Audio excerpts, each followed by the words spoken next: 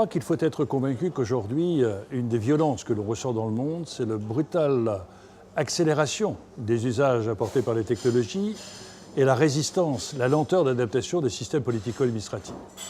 Donc nous sommes dans un monde qui est en train de se métamorphoser. Et vouloir regarder l'avenir avec les lunettes d'hier, vouloir enfermer l'avenir avec les gardiens du passé est une erreur absolue. Nous sommes dans un monde au contraire fascinant, dans un monde de l'intelligence, dans lequel le robot va remplacer le travail des non qualifiés, mais va augmenter les services permettant de pouvoir libérer l'initiative, la recherche. Nous sommes donc en pleine transformation.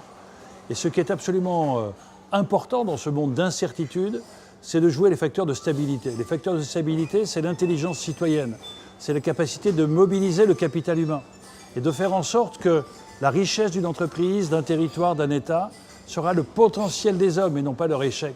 Et l'on voit bien que dans tous les systèmes politiques, comme dans tous les systèmes économiques, il faudra mettre en place un système de participation, un système d'échange, un système de partage, dans lequel la connexion sera un élément de productivité, dans lequel l'épanouissement de l'individu sera un facteur d'efficacité, dans lequel la contribution sera un facteur de responsabilisation, donc de motivation.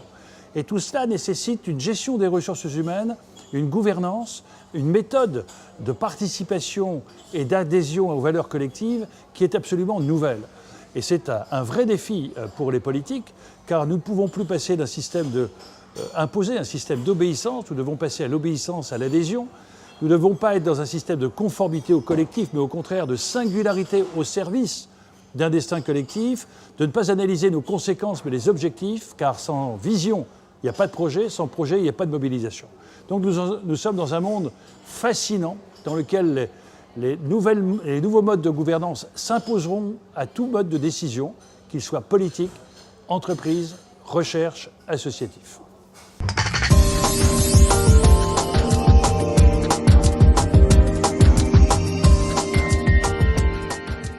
Dans votre question, ce qui est intéressant, c'est de croire à l'importance des mesures ou des lois. Elles sont importantes.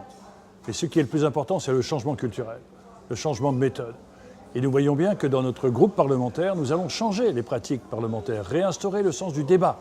Le débat, c'est la controverse, le respect de la différence, déterminer les périmètres des dissensus pour mieux construire les chemins du consensus, réconcilier les extrêmes, réconcilier les mémoires. Et nous voyons bien que sur le terrain, nous allons demander à nos parlementaires d'être des animateurs d'intelligence citoyenne, de forums citoyens, et de faire émerger toutes les initiatives, stimuler l'innovation. Or, l'innovation, c'est la contestation. Comment mettre en place des contestations constructives, progressistes?